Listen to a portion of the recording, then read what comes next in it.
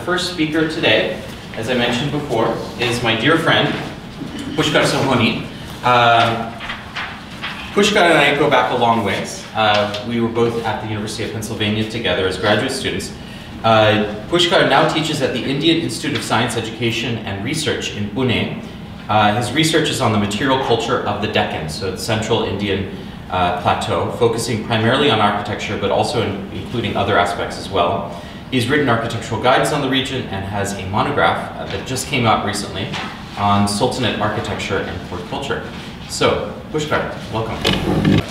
Feel free to ask questions from anywhere at any time. My talk today, in many ways, is a prequel to the second talk, which is actually about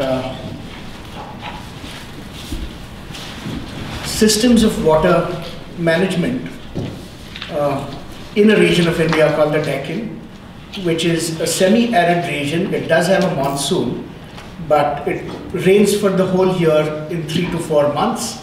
The rainfall needs to be carefully collected, and then it needs to be marshaled in ways that it can provide water for the rest of the year. What I'm going to talk about is largely a history of fortification and what effects it had, what effects military technology had on water management systems. Because there are some startling conclusions you come to, one of which I'll give away, is that people have not cited cities or urban settlements based on the availability of water, which is what happens in most places around the world. So certainly not from the 14th century onwards. Till the 14th century, till certain forms of water management technologies, most notably this thing called the qanat that my colleague will talk about, is brought over from Iran or Iranian lands. People conservatively site all their settlements along riverbanks, where they can have perennial sources of groundwater, even if the rivers themselves are not perennial but seasonal. But from the 14th century, they can throw that kind of caution to the winds and build a city wherever they like, because now they have access to a technology by which they can tap groundwater through the year. Somewhere in the 17th century, this consideration goes out, and I'll talk about why. And people move back to a very conservative way of planning their cities in places where water is freely available. And so the region we're talking of is really in peninsular India, this area called the Deccan Plateau, where the geological formation is that of basaltic rock. And again, my colleague will tell you more about the rock itself. But what really changes is sometime in the 14th century, the first references we have to the use of gunpowder in this region are from the 1370s. And once you have the introduction of gunpowder, cities which used to be fortified in very rudimentary ways keep changing, and cities get fortified in ways that they have to resist guns. And that means bigger and thicker walls, and changing many of the kinds of architectural details that you have, and we'll look at some of those. And so one would think that architecture and settlement patterns would really respond to water management, but they seem to be responding to gunpowder technology. Water management follows. And it's all possible because of this new technology of qanats that's coming in large ways. So, in the next half hour, we'll connect all these things. We'll look at fortified strongholds, we'll look at cities and walls around them and their gates, we'll look at cannon, and we'll look at systems by which water is moved around and supplied to citizens. And so, what you have in the 14th century is the introduction of gunpowder. In the 15th and 16th century, you see enormous improvements architecturally to resist this gunpowder, particularly with respect to fortified cities. Also, the same people who bring over gunpowder, which is people from West Asia, also introduce ways of storing, conveying, and distributing water. And then in the 17th century, we'll see that forts and cities start getting separated. In the 15th and 16th century, what you have are fortified cities. In the 17th century, it just stops. And again, innovations in water management also stop. You start getting very conservative. About fortification, there are very few studies in India, and these are 3 of the most seminal books that you have. But really, nobody's looked at fortification as an index of war technology, and that's a study that really needs to happen. This is a book from the 50s, but it's still used as a standard text, and it's really out of date. You do have this popular idea that somewhere in North India, so all histories of India tend to be extremely North-centric, and there are many political reasons for it. But there is an idea that gunpowder is introduced to India by the Mughals in 1526, which is to say in the 16th century. And that's not true. Though you do have depictions of guns with the Mughals, we know of chronicles that talk of gunpowder being used very early in the 14th century, not just for war, but also for fireworks and so on. And this is something that again has come from West Asia. So the Chinese who invent gunpowder have a number of their paper and gunpowder makers taken into Eastern Europe in some of the early wars, particularly by Islamic armies, who then work upon it and transmit it to India by sea, because peninsular India seems to get most of its knowledge from West Asia by sea, whereas North India, the non-peninsular part of India, seems to get a lot of things over land.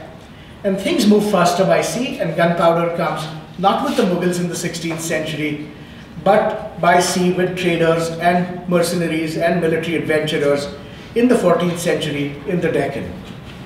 We know of these enormous connections between the Middle East, that is to say West Asia, and peninsular India, right since early classical times. You have a number of accounts, but we know of a lot of things that move back and forth.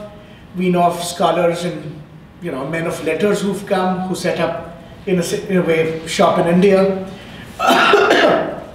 They bring with them various kinds of technologies, and it's possible to track the movement of ideas and people. And certainly gunpowder, fortification, and water management are 3 ideas that move across. Now, what are the responses in fortification to gunpowder technologies? As cannon get bigger and better and more accurate, forts have to be continuously upgraded. And when I say forts in this period, in the 14th and 15th century, we are really talking of a big fortified settlement in which you might have a population of, let's say, 8 to 10,000 people who are civilians, and then a citadel off to one side in which the royal court and the garrison might reside. You do have, in some cases, natural defenses, like being on hilltops with scarped sides, also having pools of water being constructed as a defensive mechanism. You have forts which display both these, like this fort, where on one side you have large pools of water constructed to prevent people from coming in. On the other side, you have hill escarpments. But not all forts are lucky to have these kinds of mechanisms, and they have to rely on small details like these merlons that make up the crenellations of a fort, and the shapes of these keep changing through time as guns get better. So when you have archers, the merlons are large enough for an archer to stand behind and duck out and shoot. When you start having big guns, that's not going to work. You start getting loopholes for people to defend with gunpowder against gunpowder. The big danger is not just guns, but also mining. So people dig tunnels under forts, lay gunpowder charges, and try to blow up the walls.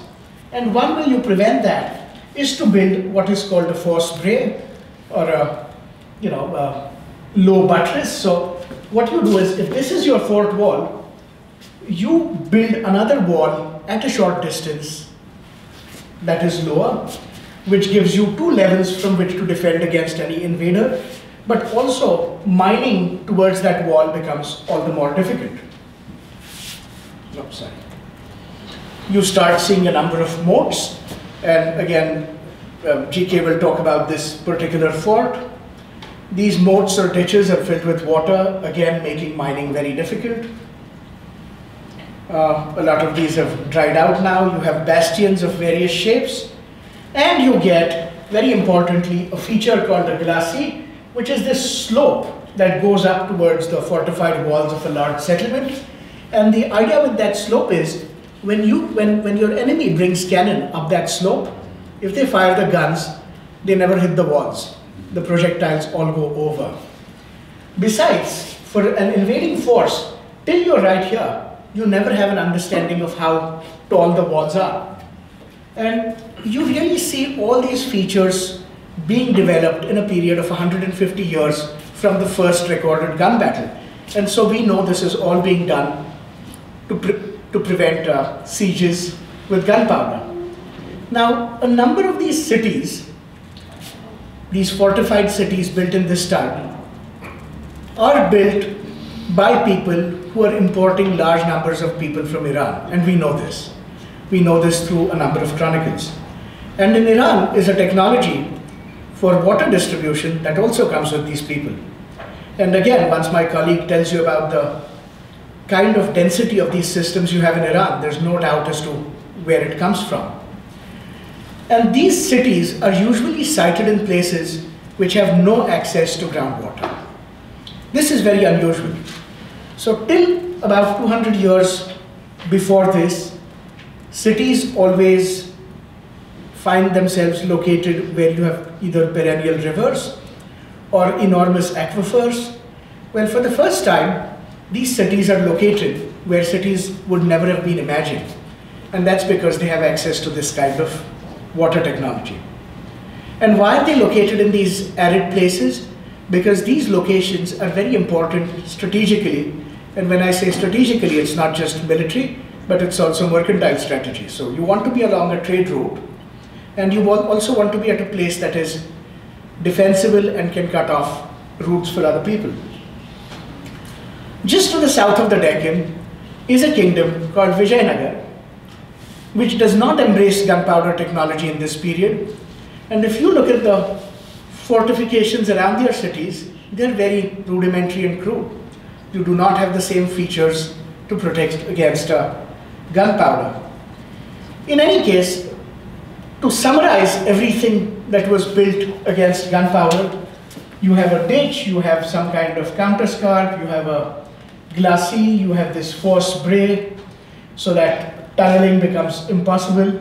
And these are features you see in all the forts in the Deccan around the same time that you have these qanats being built. Well, something happens at the end of the 16th century. People realize that they have reached their absolute logical conclusion in terms of how big and thick their fortification walls can be. Guns keep getting better, but there's a limit to how strong or thick your walls are going to be. And at some point, sometime around the 1590s, most of these kingdoms in the Deccan seem to have given up on the idea of militarily upgrading their fortifications. And they say, listen, this is a never-ending exercise. Guns will keep getting better. We cannot keep upgrading every 20 years fortifications. And what we are going to do instead is we are going to disaggregate this cluster that you once had. So once upon a time, you had a big fortified enclosure in which you had a civilian population, and in the corner of which was a citadel where you had the king, his court, his treasury, and his garrison. Instead, what they choose to do, and so this is the old arrangement. This white circle is a fortification wall, and this yellow circle is the citadel, and the big blue field is the civilian population which is spread out. This is really what they come to, which is you will have a fortified enclosure occupied entirely by the king and his court and his garrison, and the civilians will all move outside and they will have no fortification to protect them. And so they can figure out how they protect themselves. This becomes possible in the 16th century, I mean the late 16th, early 17th century, because you also have big changes in the economy. So you start seeing a certain kind of early portfolio capitalism by which kings are not financing their own wars, but increasingly relying on bankers who lend them money speculatively to wage war. And what this means is the civilian population is usually willing to negotiate with any invading army, and the invading armies are also willing to negotiate because they will finance them too.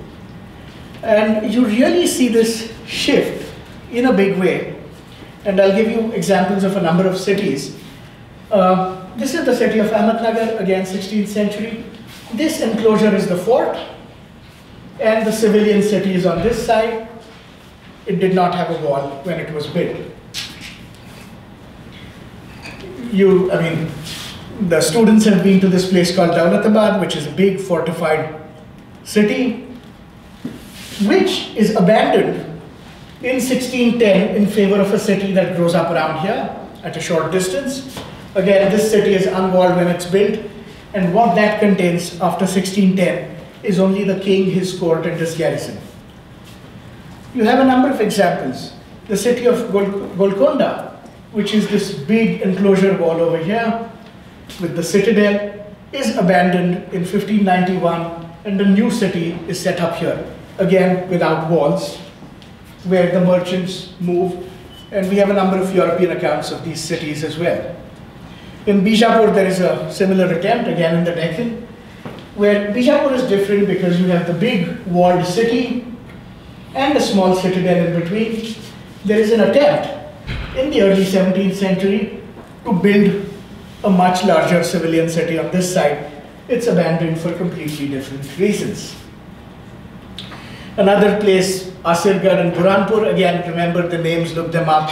But here you have a big fortified city that is abandoned in favor of a civilian unwalled city along a riverbank. And the architectural response to gunpowder, which is to carry out improvements in fortifications, just stops here. The response now is to separate the military and courtly functions of a big walled city, keep them walled, and have the civilian and mercantile interests be settled completely elsewhere. And if defense is not a consideration anymore for the civilian and mercantile population, might as well keep them in a place where trade will flow a lot more easily, which is along low ground and along riverbanks. And most of these riverbanks are not, most of these rivers are not perennial. They're really drainage basins more than rivers. But yet, this is where travelers can easily move through.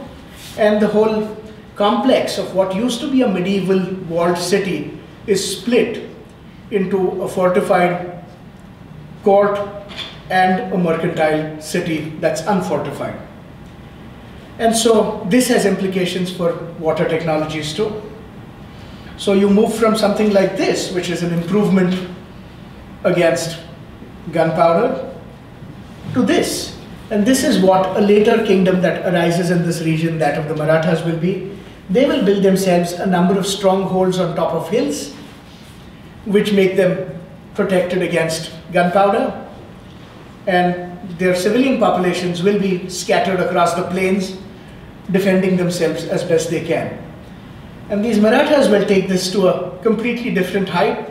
And so all their fortifications start climbing hills, where the problems with water supply and water management are entirely different, but you have much greater rainfall, and all you need are water collection and storage systems which they build. They build these enormous cisterns which are good enough to supply the garrisons of these forts. So a number of these strange looking peaks actually are fortified strongholds that have no civilian populations at all. From the north, there is another kind of mentality which is seeping in with the Mughals, who've started taking over this region in the 17th century. The Mughals move with very large, slow cavalry-based armies and fight all their battles in open fields, and therefore they never go up these hills. They find it difficult to capture those forts. But the cities they do occupy, these new cities which are unfortified. And the Mughals are the ones who will actually start building walls around all these unfortified cities. But these walls are not military walls. They are really to maintain control over the flow of people and goods in and out of cities. So this, at this point, is not about fighting, it's about revenue. And so, what's the big difference in water systems between what you have earlier, these fortified cities and these open cities?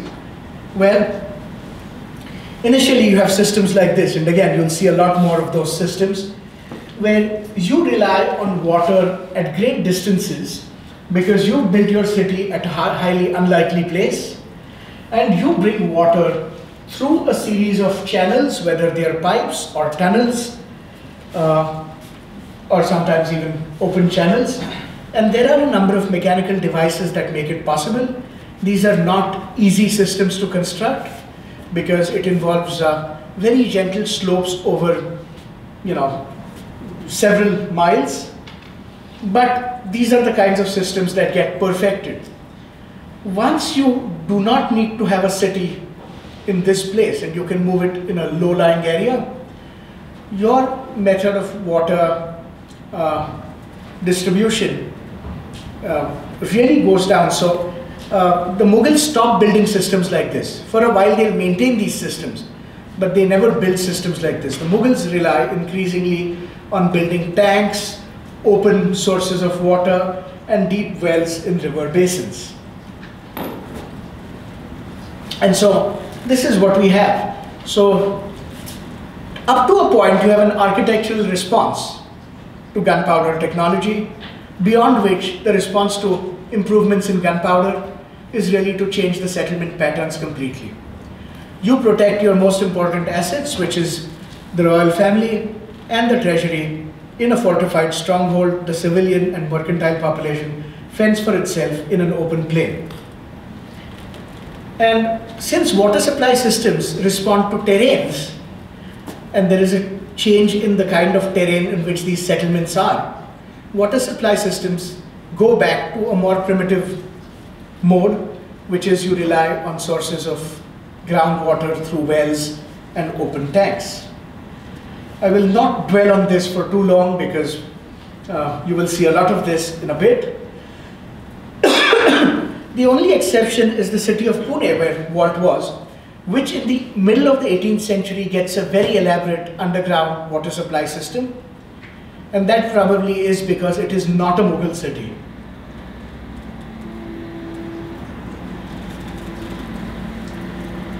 And so, I think, what time do I have?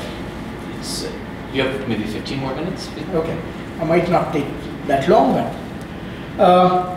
And so what we never have in India is the kind of theorization of military architecture that you start seeing in the 16th and 17th centuries in Europe, particularly people like Vauban, who decide what shapes bastions and bulwarks will take, why that has to be so. There are geometrical principles involved. You want to minimize the blind spots and so on. What you have in India instead is a response that is more, how shall we say, instinctive than theorized geometrically on paper. You just change the way you live, you settle yourselves, and you do business. And so what you see is water management does not determine where people live. Defense strategies decide where people live. And water management systems are really something that follow where people live, not the other way around.